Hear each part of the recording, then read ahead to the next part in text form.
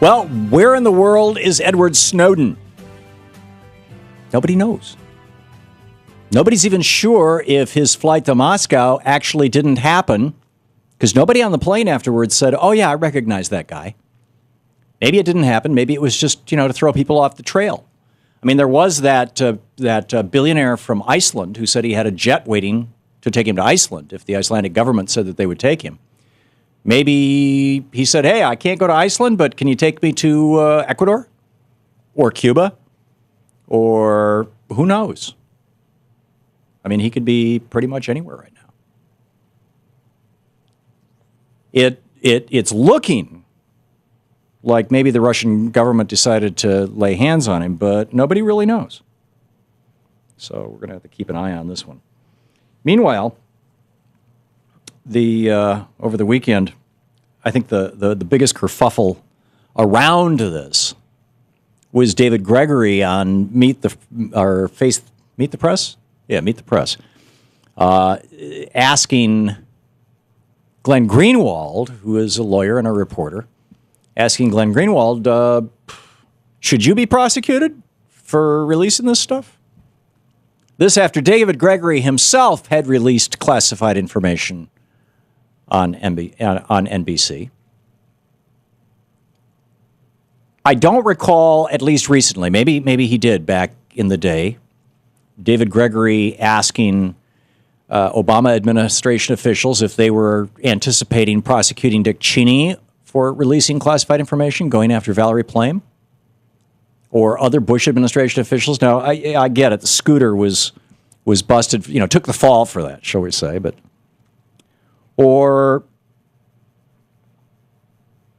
what about the fact that the Associated Press, Bloomberg, and the Washington Post all published the exact same stuff Glenn Greenwald did? David Gregory has not asked any of them if they're going to be prosecuted. I find this whole framing thing fascinating. I checked in with a South China Morning Post this morning, by the way. This is 4 or 5 hours ago, and now the story has migrated onto American media, and I'm guessing that Fox and the right wing are all over it. And in that article, they had, exclusive to the South China Morning Post. This is the Hong Kong English language newspaper. Snowden took the job at Booz Allen just to get access to the NSA so he could leak the stuff. Really? If you read the article on the South China Morning Post, what he said sort of suggests that, but I'm not sure that he actually meant to say that. But who knows? I don't want to be.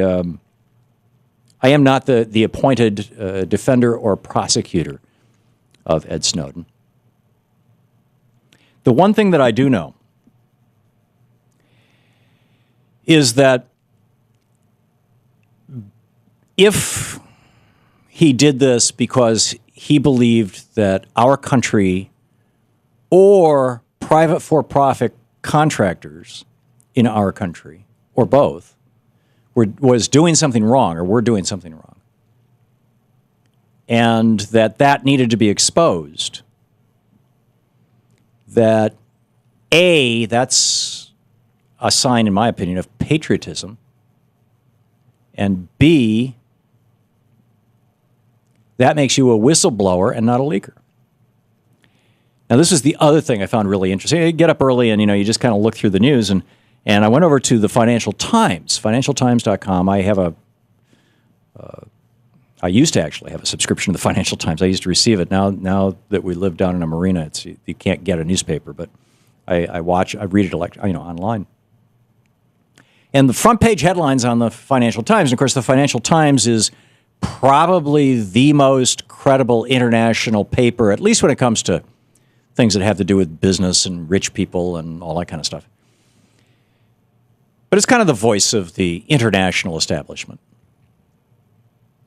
And you could argue that the Times of London used to play that role, but they've been bought by Rupert Murdoch, so nobody really takes them seriously any longer, just like the Wall Street Journal. Nobody takes it seriously anymore. Murdoch bought it, and a bunch of the actually good journalists there quit immediately. But the Financial Times, the headlines on the front page, all said whistleblower. NSA whistleblower on the run. NSA, I don't remember the headlines, but there were like 3 or 4 of them. And then you go over to the Washington Post site and it says NSA leaker. I thought this is really interesting because whistleblowers get protection under the law and leakers go to jail under the law.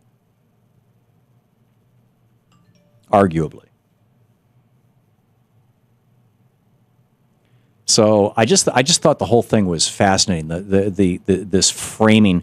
And the larger question, and I'd like to ask your take on this as well. The larger question in my mind is patriotism dead? Or is it dying? If Ed Snowden did what he did because he believed himself to be a patriot, whether you do or not, if he believed himself to be a patriot, is he an outlier? Is he the odd one in the bunch? The reason I ask this is because I'm old enough to remember a time in America when the American brand was first, and everything else was subordinate to that. I remember back in the 70s, growing up in Michigan, if you bought a foreign-made car, you could just plan on it getting keyed. I mean, it was a fact of life. Now, Michigan is probably a little more militant about that than a lot of other states, but the auto industry was spread across at least a dozen states, and still is. So, and Sam Walton, I remember when the Walmarts first opened, they were, Sam Walton, Walmart, made in the USA. That was their slogan. And then Reagan came along. In the election of 1980, he took office in January of 81. And the first thing he said when he took office was, government is not the solution to our problems, government is the problem. Well, this is the core libertarian thought virus, meme. The government is the problem. And so for 30 years, people have been hearing this message, and for anybody who's, under 40, this is basically the message or even 45, this is basically the message they've heard their entire lives, their entire, paying attention to politics lives, is the government is not the solution, and the government is the problem. And if government is the United States of America, it's like saying, your country is the problem. So what then is the solution? Well, the solution, of course, is to privatize everything, turn it over to the Koch brothers or to the Wall Street billionaires and let them take care of it. And, of course, they're the ones funding this message. And to hell with the government. Now, when you have 32 years of hate government, hate government, hate government, that translates into, in my opinion, in a lot of people's minds, hate America, hate America, hate America. And so when somebody stands up and says, no, I'm going to do what I believe in, because Ed Snowden in that online dialogue with The Guardian a couple of weeks ago, somebody said, what is America to you? And he said, a country worth dying for. This is a guy who volunteered to join the army after 9/11 to be shipped off to Iraq because he thought it was the right thing to do. Broke his legs in basic training, got him bounced out, but he volunteered.